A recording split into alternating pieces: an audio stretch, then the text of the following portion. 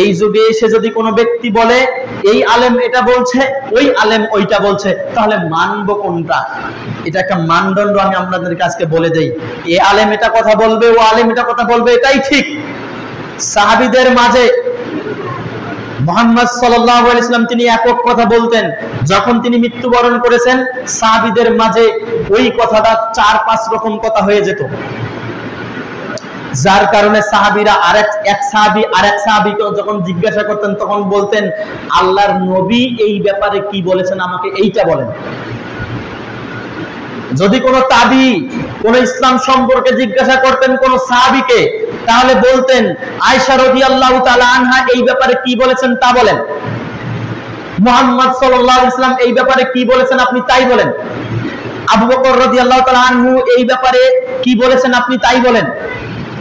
আর আপনি যদি আমাকে কোনো প্রশ্ন করেন আর আপনি যদি এটা মনে করেন যে এই আলেম এক কথা বলে, আমাদের মসজিদের ইমাম সাহেব এক কথা বলে, ওই মসজিদের ইমাম সাহেব এক কথা বলে, এদের মাঝেই তো ঠিক নাই, কি দরকার আছে, কি শুনবো আর কি বুঝবো, এই কথা বলার সুযোগ নেই।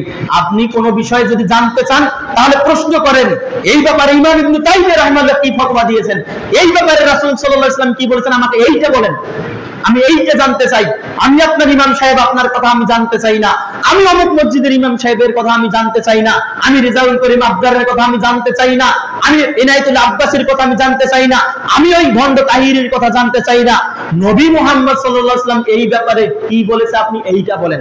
যখন আপনি আমাকে স্পেসিফিক করে দিলেন যে নবী মুহাম্মদ সাল্লাল্লাহু আলাইহি ওয়াসাল্লাম সাহাবায়ে কেরাম এই ব্যাপারে কি আমল করেছেন, এই ব্যাপারে কি আকীদা পোষণ করেছেন, তখন কিন্তু আমাকে নবীর কথা এবং সাহাবীদের কথাই বলতে হবে। তখন কিন্তু আমি কোনো মাযহাবের কথা, কোনো ইজমের কথা, কোনো মতাদর্শের কথা, কোনো পীর সাহেবের কথা, দাদা হুজুরের কথা, নানা হুজুরের কথা, গাউস কুতুব ওলি আউলিয়ার কথা তখন কিন্তু আমি আর বলতে পারবো না, কেননা আপনি আমাকে বেঁধে দিয়েছেন।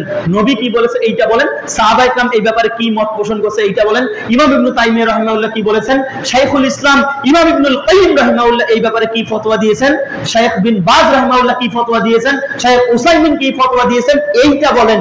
ইমাম সাহেব আপনার কথাটা আপনি বলিয়েন না, তাহলে দেখবেন ইমাম সাহেব এমনি সাইজ হয়ে যাবে, তাহলে আপনার হুজুর এমনি সাইজ হয়ে গেছে, তখন দেখবেন সবার ফতোয়া একই হবে।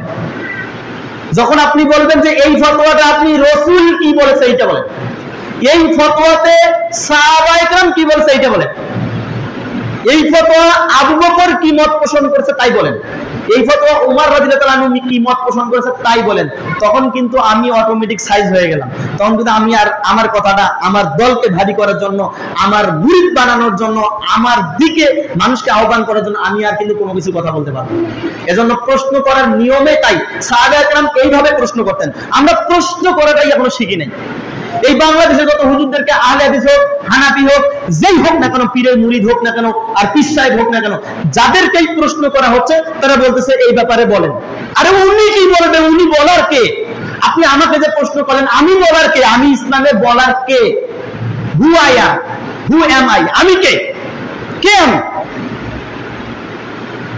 ইসলাম সম্পর্কে কথা বলতে গেলে এই কথা বলতে হবে, এই ব্যাপারে মুহাম্মদ সাল্লাল্লাহু আলাইহি ওয়াসাল্লাম কি বলেছেন তাই বলেন, এই ব্যাপারে শাইখুল ইসলাম ইমাম ইবনে তাইমিয়া রাহিমাহুল্লাহ কি ফতোয়া দিয়েছেন তাই বলেন, শাইখ বিন বাজ কি ফতোয়া দিয়েছেন তাই বলেন, শাইখ উসাইমিন কি ফতোয়া দিয়েছে তাই বলেন। দেখবেন যে মসজিদের ইমাম সাহেব এমনি পড়াশোনা শুরু করে দিবে, পড়াশোনা ছাড়া এসে এমনিতে এখানে কথা বলবে না, তখন প্রশ্নের জবাব দিতে গেলে পড়াশোনা করে এসে এখানে মেম্বারে দাঁড়িয়ে কথা বলবে।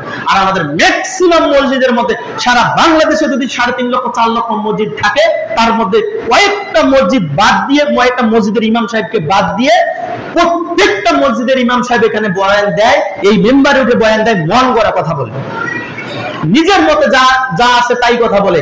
একটা দেখে দেখে একটা খুতবার বই আছে, 12 মাস ওই একই কথা, 12 মাস ওই পুঁথি গল্প একই কথা বলতেছে। জনগণ শিখলো 12 চাঁদের ফজিলত, সারা বছর ওই 12 চাঁদের ফজিলতের আলাপ হইল, তো পরের বছর কি হবে? ওই একই বইয়ে কথা বলবে, ওই একই কথা বলবে। মানুষের যে নিত্য নতুন মাসআলার প্রয়োজন আছে, মানুষের যে নিত্য নতুন প্রয়োজন আছে, এই ব্যাপারে কি হবে? রাসূল সাল্লাল্লাহু আলাইহি ওয়াসাল্লাম এই ব্যাপারে কি করেছেন, তার আকীদা কি ছিল, এই ব্যাপারগুলাই আমাদের ম্যাক্সিমাম মসজিদের মধ্যে এটা হয় না।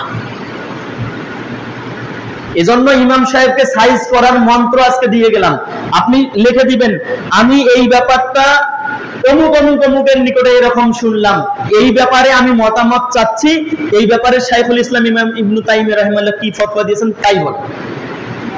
সাহাবায়ে কেরাম এই ব্যাপারে কি বলেছেন আপনি তাই বলেন। যদি ইমাম সাহেবের জানা থাকে বলবে, না থাকলে বলবে না। তাহলে দেখবেন অটোমেটিক ভাবে আপনার ইমাম সাহেব পড়াশোনা করে আসা শুরু করে দেবে, এমনিতে এসে আর নিজের কথা এখানে বলবে না।